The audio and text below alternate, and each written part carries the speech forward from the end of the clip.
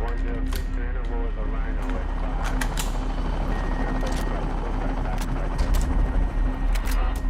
Sure, sir. 07 on glide path on course 1 mile. Sure, sir. 07 on glide path on. In January 2005, the 1st Battalion of the US 15th Regiment deployed to Iraq for the second time in 2 years. Transitioning from the command of the US 3rd Division to that of the 42nd, the battalion was dispersed between 2 forward operating bases, with its A Company being stationed at FOB Mackenzie.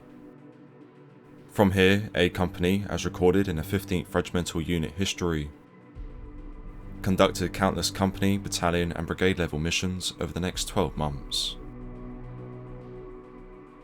Among the missions carried out in this period was that on the 17th of October 2005, when A Company's 1st Platoon was tasked with conducting a route clearance operation near the village of I.E.D to ensure a supply convoy was safe to pass the following morning. Departing at 1920, the platoon, embarked on a handful of M2 Bradley armoured fighting vehicles, set off from the FOB, but soon came to a stop when one of the M2s broke down and had to return to Mackenzie. Once this issue had been resolved, the rest of the armoured column continued on to their objective, with the mission progressing without incident for the next 30 or so minutes.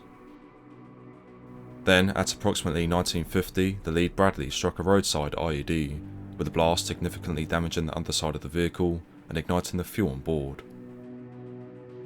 Seconds later, sporadic enemy gunfire began to hit the American column from a distance, as Army Specialist Darren Howe drove the stricken M2 a little further down the road, before opening his hatch and scrambling out, just as flames began to eat away at his uniform. At the same time in the turret, Sgt First Class Alwyn Cashe suffered several burns from the blast, but nonetheless, he crawled out of his hatch and down to that of the drivers, and helped extract Specialist Howe. Assisting him down from the vehicle, Sgt Cashe put out the flames that were on his colleague's uniform, prior to returning to the Bradley to extract the 7 US and Iraqi personnel that were trapped inside the rear passenger compartment. One of those trapped was squad leader Sgt First Class Douglas Dodge, who was knocked unconscious when the I.E.D detonated. When he regained his consciousness, Sgt Dodge, after putting out some of the flames that were on his clothing, turned to getting himself and his colleagues out of the burning vehicle, when to his horror he realised the exit ramp was jammed shut. Subsequently, Sgt First Class Dodge forced open the smaller troop door and, as he recalls, "I got out and got myself fully extinguished when Sgt Alwyn Cashe showed up next to me. He asked me where everybody else was, but I didn't know because I was so dazed. He then said, 'We've got to get the boys out.'" Despite already having suffered burns from the initial blast and the fact that his uniform was drenched in fuel, Sgt First Class Alwyn Cashe rushed over to the rear of the flame-engulfed Bradley, reached through the troop door and pulled out one of the US soldiers. Getting the soldier to the roadside, Sgt Cashe returned to the Bradley, all the while with his uniform on fire, and proceeded to pull out another soldier. Repeating the same process, he, with the assistance of Sgt Dodge, carried the soldier to safety, before once again going back to the burning Bradley and pulling free another soldier.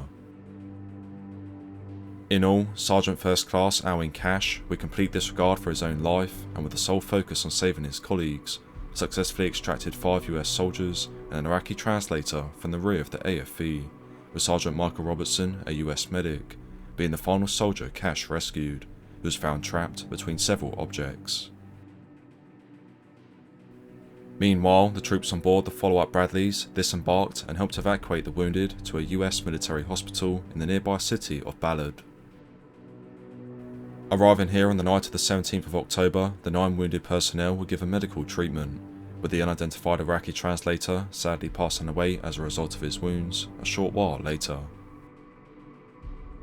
One of the doctors present in the hospital at the time was Dr. Mark Rasnake, who remembers, "Sgt First Class Cashe came to us for burns over most of his body and was the most severely injured of the group. The surgeons worked for hours on his wounds, and we worked for hours in the intensive care unit to stabilise him for transport.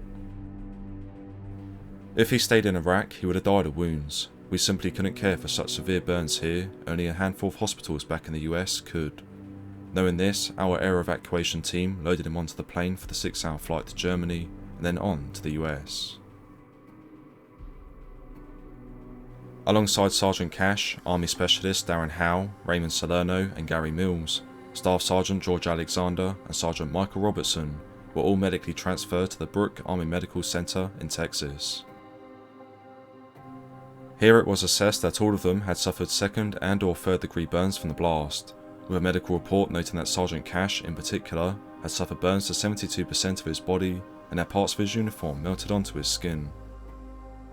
Despite this, Sgt Alwyn Cashe often refused medical treatment, preferring the doctors and nurses to focus their attention on saving the lives of his colleagues. Tragically, despite the efforts of many to stabilise their situation, 5 of the 6 US soldiers that were hospitalised at the Brooke Medical Center would succumb to their wounds, including Staff Sgt George Alexander of Virginia, Sgt Michael Robertson of Texas, Army Specialist Darren Howe of Nebraska, Army Specialist Raymond Salerno of Pennsylvania, and finally Sgt First Class Alwyn Cashe of Florida.